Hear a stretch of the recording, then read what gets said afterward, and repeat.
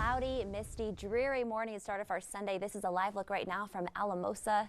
Those negative temps just continue. And Marty, you said with that wind chill, negative 20s. What is this? We are not in Alaska. Let's toss things over to you to see how our weather's going to shape up. We're hoping for some warmer weather soon.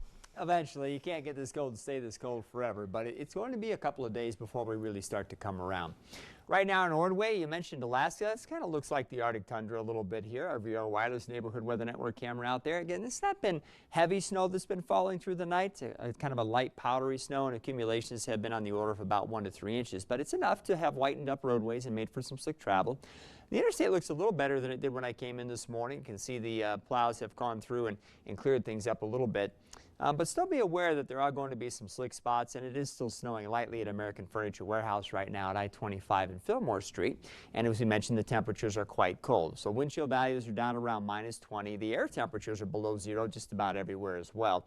Exceptions being once you get up into the mountains and on the other side of the Continental Divide, where Gunnison, for example, is sitting at 19 degrees. Futurecast shows that off and on through the morning we'll have some intermittent light snow showers, some flurries. Again, it's not going to be terribly heavy throughout the day today anywhere. More than anything, we're going to focus on the cold air, which is not going to go anywhere. And where we do have additional snowfall today, we're talking about on the order of 1 to 2 inches at most. And I think for most of you, it's going to be closer to 1 if that. It's just this dry, powdery stuff. But again, as cold as it is, whatever falls stays on the roads and keeps them a little bit slick. High temperatures only going to be around or a couple of degrees either side of zero in most of eastern Colorado today. We will have some teens over the high mountain valleys and the higher terrain once you get up around the Continental Divide or so.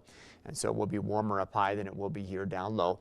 We will have Teller County included in the cold today, by the way. You're at best talking about temperatures a couple of degrees either side of zero too, so you don't get to miss out on that today. Through the night tonight, notice Futurecast gets rid of most of the snow. I think we could have a few flurries here and there, but nothing significant as it looks now. What we'll likely have are pockets of low cloud cover, maybe some freezing fog. The air is going to get real cold tonight, with most areas dropping down to around 10 below or colder. That could be closer to 20 below zero out across the far eastern plains by tomorrow morning when you wake up.